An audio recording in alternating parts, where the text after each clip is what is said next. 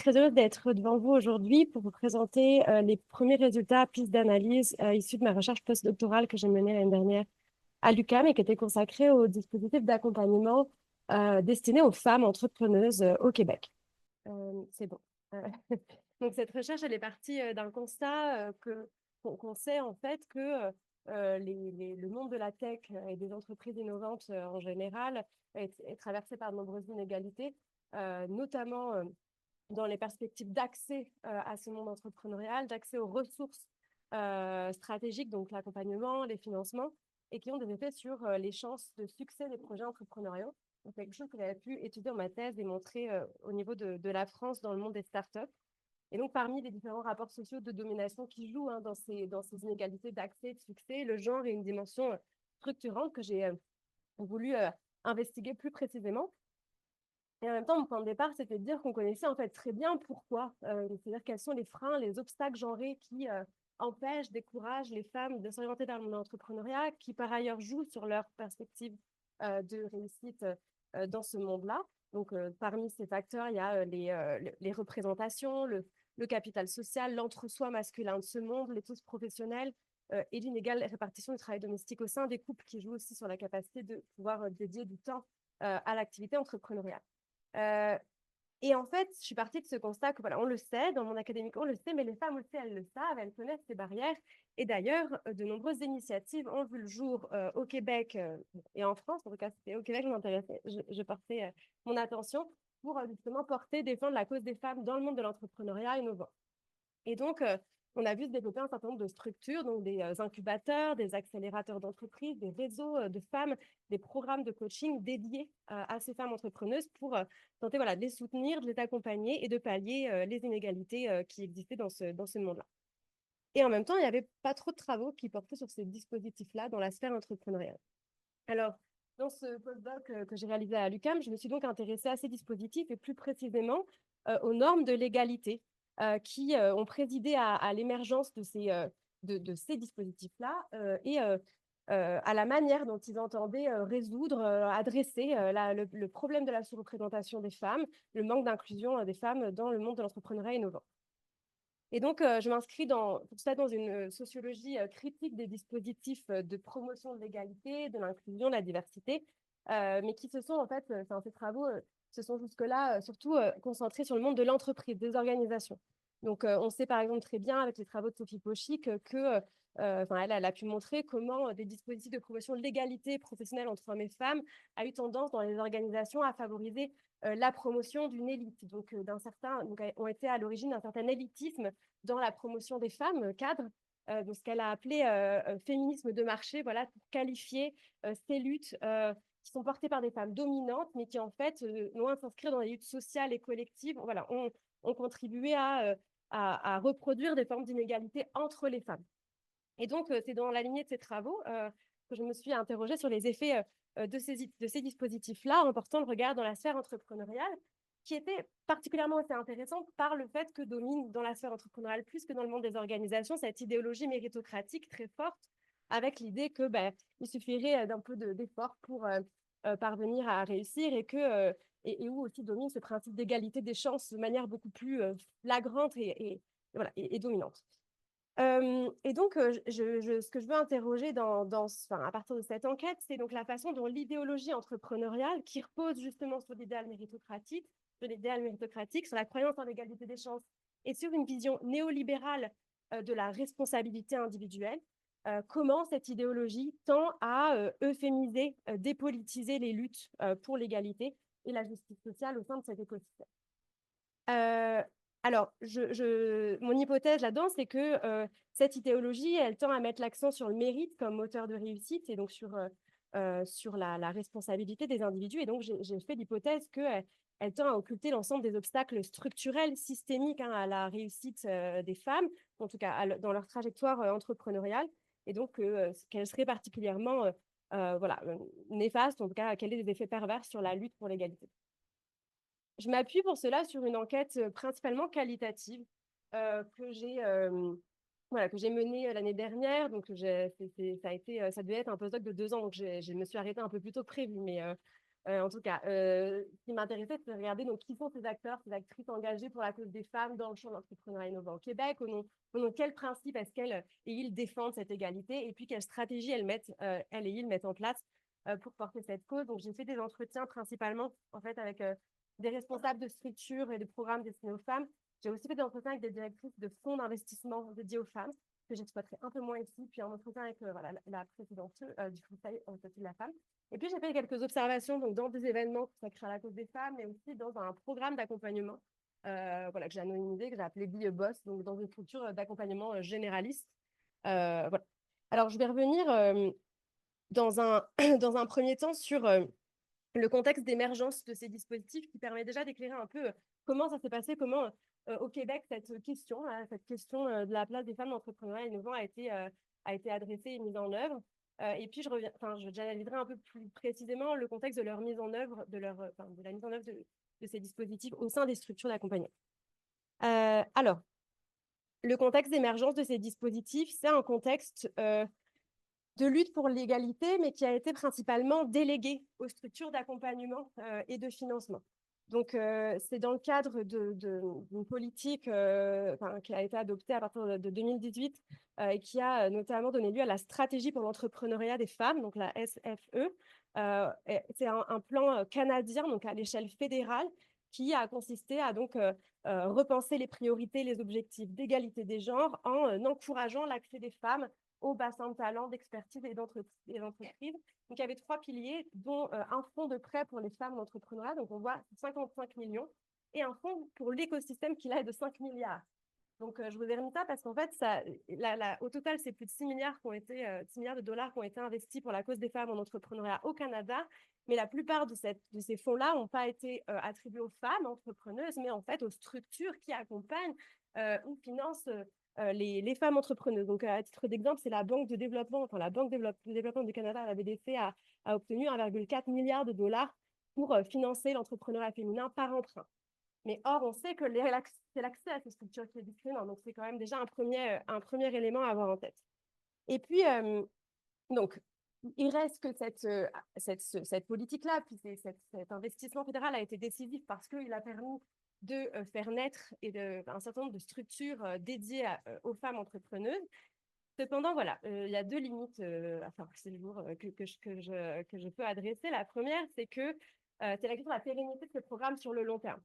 Puisque comme ils ont été financés par de l'argent public dans le cadre d'un programme, donc qui a duré entre 1 et 3 ans, on peut se poser la question de la pérennité de ces programmes par-delà l'agenda politique et par-delà ces financements publics à ce moment-là, et aussi de leur dépendance économique voilà, à l'égard des financements publics. Ça a été un enjeu qui est souvent revenu dans les entretiens que j'ai fait avec les femmes qui étaient dans ces structures-là, c'est que comment on maintient ces programmes-là une fois qu'on a dépensé l'argent. Généralement, on les maintient pas ou on essaie de trouver d'autres financeurs. Deuxième limite, ça peut être l'intérêt, en fait, pour ces organisations que sont les incubateurs, les accélérateurs de start-up, à se saisir de la cause de la cause des femmes dans ce milieu-là, puisqu'il y a un financement à la clé, donc ça paraît assez évident qu'il y a un intérêt financier important à aller se saisir de cette question. Ça peut ne pas être un problème en soi, mis à part qu'on peut se demander dans quelle mesure cela impacte la manière dont ils vont porter cette question-là. Et en l'occurrence, bon, je vais revenir un peu là-dessus, je voulais juste ajouter un point, c'est que cette façon-là de déléguer la question de l'égalité hommes-femmes à des structures d'accompagnement, ça s'inscrit aussi dans un paradigme antidiscriminatoire qui vise à orienter plus que de prescrire et qui, aux États-Unis comme au Canada, continue à dominer, même si la question des quotas commence à être un petit peu envisagée et adressée. En tout cas, ça reste, le paradigme dominant reste d'inciter à l'autorégulation et donc, selon l'idée que la recherche d'une légitimité sociale et de la préservation d'une bonne réputation serait vraiment le moteur le plus efficace de recherche de l'égalité. Donc voilà, c'est ça qui a motivé cette délégation à ces structures, enfin la délégation de ce mandat à ces structures-là. Néanmoins, voilà, on peut se demander comment ces financements peuvent créer un effet d'opportunité économique pour ces structures et puis d'opportunité d'affaires plutôt qu'une cause militante vraiment voilà, portée en interne. Alors, j'ai voulu du coup regarder comment le fait que ce soit une opportunité plus qu'un projet politique, ça a pu impacter la manière dont ces structures ont émergé. Alors, on retrouve en fait ici ce que Laure Bérény a pu observer dans les entreprises où en fait la question de l'égalité entre hommes et femmes n'a pas été posée comme un enjeu de justice sociale tout simplement, mais comme encore une fois un argument économique, en montrant voilà, comment ces dispositifs peuvent être mis au service de la performance économique de ces organisations, puisque du coup c'est devenu un enjeu pour elles de rentabilité. Puisque tous les incubateurs, accélérateurs de start-up sont des entreprises ou des OBNL, mais en tout cas, elles ont besoin de ces financements-là pour vivre. Donc, c'est devenu un enjeu pour elles économique. Et puis, de fait, on voit que c'est assez rare qu'il y ait des structures d'accompagnement qui, en fait, soient entièrement consacrées à la cause des femmes. La plupart de ces programmes que j'ai pu suivre ont émergé au sein de structures généralistes qui ont gagné un appel à projet, ont reçu 2-3 millions de dollars de la part du gouvernement fédéral et donc ont porté un projet en interne qu'ils ont délégué en tout cas donné à la charge d'une personne. Donc ça a un effet aussi sur qui finalement porte ces programmes-là dans ces organismes.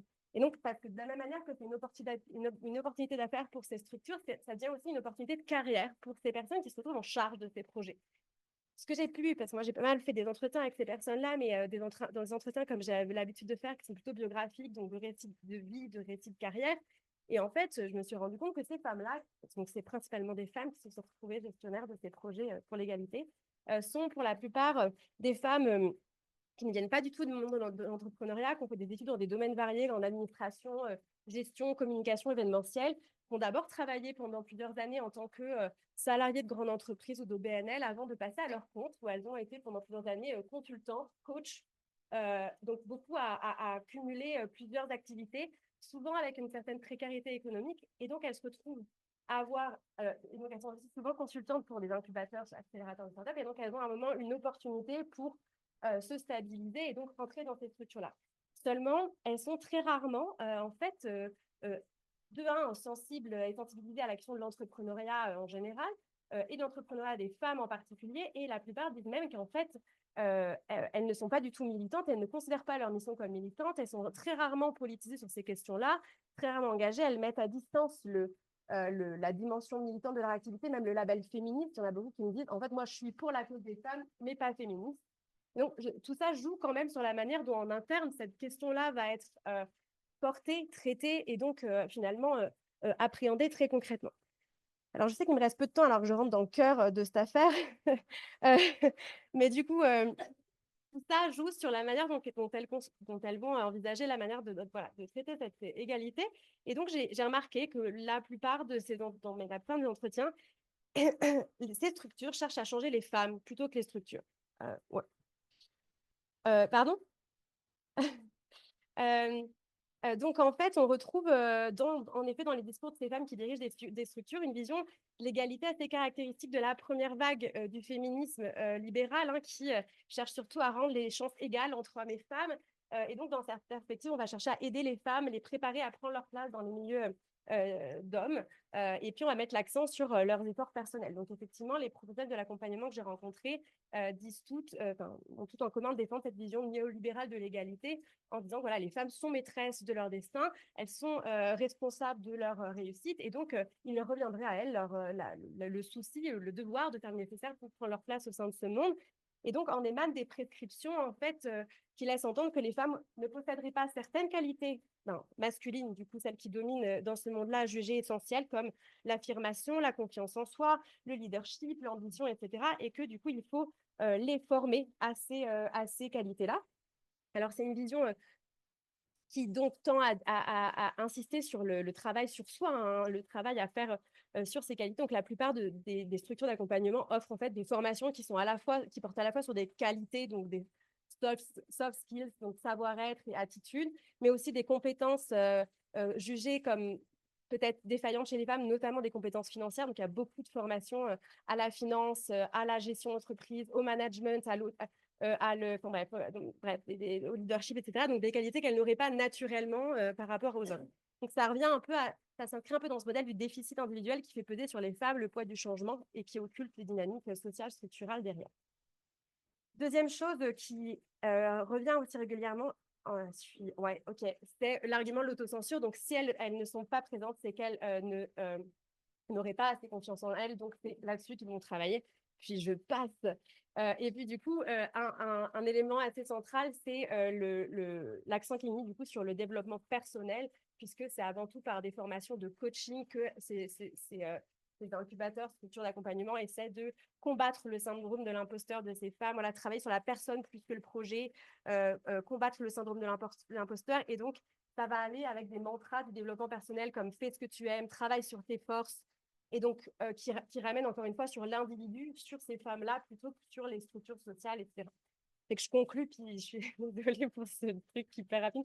Mais donc, en conclusion, ce qui m'apparaît, c'est qu'on retrouve effectivement des technologies néolibérales euh, de gouvernement caractéristiques de ce féminisme de marché, donc des recours à des dispositifs de gestion de la diversité qui passent par du networking, mentoring, coaching. Alors, il y a un autre élément que j'ai moins mis en évidence, mais l'équilibre entre la vie professionnelle et la vie familiale. Euh, alors, malgré ça, il y a quand même une prise de conscience qui émerge. J'ai quand même en entretien des femmes qui me disent que elles se rendent bien compte que ça peut avoir des limites de mettre en œuvre ce type d'accompagnement. Elles se posent ces questions de est-ce qu'il faut accompagner les femmes comme des hommes ou prendre en compte des besoins spécifiques. Mais moi, ce que je me demande finalement, c'est aussi est-ce que si on confie cette mission à des organismes privés qui ont des intérêts économiques et qui adhèrent à l'idéologie néolibérale de l'entreprise de soi, est-ce qu'on va vraiment vers une forme d'émancipation des femmes et de justice sociale? Est-ce que c'est vraiment le meilleur moyen d'y aller? Voilà, je suis désolée pour le déplacement.